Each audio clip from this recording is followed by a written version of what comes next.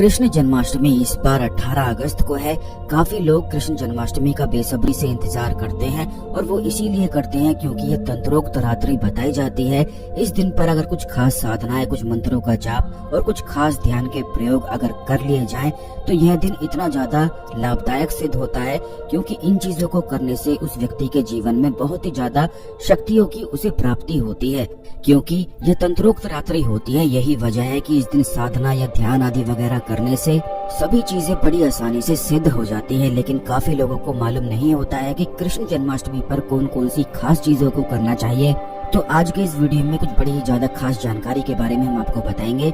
सबसे पहले तो वीडियो को लाइक करके जय श्री कृष्ण, जय श्री राधे कमेंट बॉक्स में अवश्य ही लिखते हैं, जिससे भगवान श्री कृष्ण की और राधा रानी की कृपा आप पर हमेशा ही बनी रहे। तो दोस्तों, सबसे पहली चीज है, जैसा कि आप जानते भी हैं कि खुद भगवान श्री कृष्ण भी अपने साथ हमेशा ही बांसुरी को रखते हैं। बांसुरी में एक ऐसी अद्भुत गजब की शक्ति होती है कि यह जहाँ पर भी लगाई जाती है या जहाँ पर भी आप इसे रखते हैं तो इससे आसपास की जितनी नकारात्मक ऊर्जाएं होती हैं वे बिल्कुल नष्ट हो जाती हैं।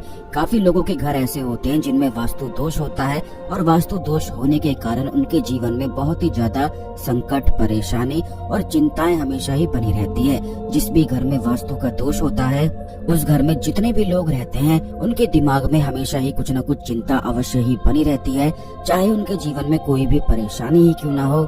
लेकिन बिना मतलब के ही, बिना वजह के ही उन्हें बहुत सारी चिंताएं, परेशानी अपने आप ही घेर कर रखती है। और यह केवल इसीलिए होता है क्योंकि वास्तु दोष से जितनी नकारात्मक ऊर्जाएं उत्पन्न होती है उन लोगों के, जहाँ पर वो लोग रह रहे होते हैं, जिस घर में रह रहे होते हैं, उस घर में जितनी नकारात्मक ऊर्जाएं वास्तु दोष के कारण बनती हैं उन लोगों के दिमाग पर गहरा प्रभाव डालती रहती हैं। तो इस चीज से बचने के लिए आपको केवल इतना करना है कि एक चांदी की आपको छोटी सी बांसुरी लेकर आना है। और अगर आप चांदी की बांसुरी नहीं ले सकते हैं तो बांस की बनी हुई बांसुरी भी आप ले सकते हैं। और इस चीज को आपको अपने घर के मुख्य दरवाजे पर बाहर की ओर तिरछा करके इस बांसुरी को लटका देना है।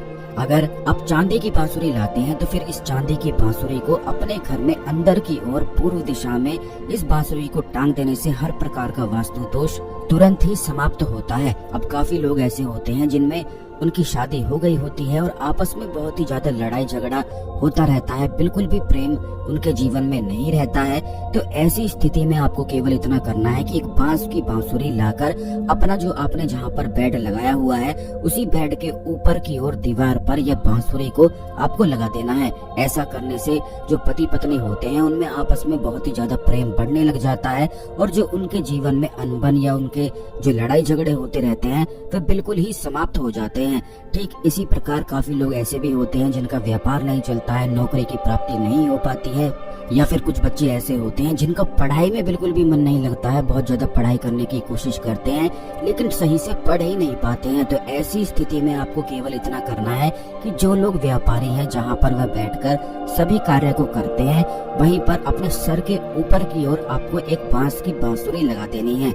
ऐसा करने से व्यापार दुगनी तेजी से चलने लग जाता है। ठीक इसी प्रकार जो बच्चे हैं जो पढ़ाई करते हैं और पढ़ाई में उनका ध्यान नहीं लगता है तो जहाँ पर वह पढ़ाई करते हैं वहाँ पर बांस की बांसुरी लगा देनी है। अब ये सारी चीजें आपको कर लेनी है, लेकिन इस बात को भी आप जान लें कि ऐसे ही बांस की बांसुरी को लाकर या चांदी की बांसुरी को लाकर ऐसे ही आपको नहीं लगाना है, बल्कि कृष्ण जन्माष्टमी पर इसे लाकर आपको अपने घर के मंदिर में भगवान श्री कृष्ण को इसे भेंट चढ़ा देना है और एक दिन तक वहीं रखे रखना है। और उसके बाद इस बांसुरी को उठाकर जो उपाय, जो प्रयोग हमने आपको बताए हैं वो आपको बिल्कुल कर लेने हैं। बड़े ही आसान से ये प्रयोग हैं। ठीक इसी प्रकार अगर कृष्ण जन्माष्टमी के दिन भगवान विष्णु और माता लक्ष्मी को दक्षिणवर्ती शंख अर्पित कर दिया जाए और इस शंख में जल भरकर कृष्ण जन्माष्टमी के दिन खास जल बनाया जाए, क्योंकि कृष्ण जन्माष्टमी का दिन ऐसा दिन होता है जिस दिन बहुत सारी अद्भुत शक्तियां विराजमान होती हैं। और दक्षिणवर्ती शंख में अगर जल भर के रखा जाता है, कृष्ण जन्माष्टमी पर भगवान कृष्ण को भोग लगाया जाता है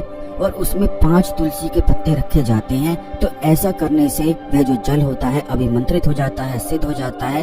तो उसी जल को ग्रहण करने से धन की जितनी परेशानियां होती हैं वे बिल्कुल समाप्त होती हैं। और इसी दक्षिणवर्ती शंख को अगर जन्माष्टमी पर सिद्ध प्राप्त कर लिया जाए तो फिर इसी का जल बनाकर अगर रोज पिया जाए तो इससे भी धन आकर्षण दुगनी तेजी से बढ़ता है।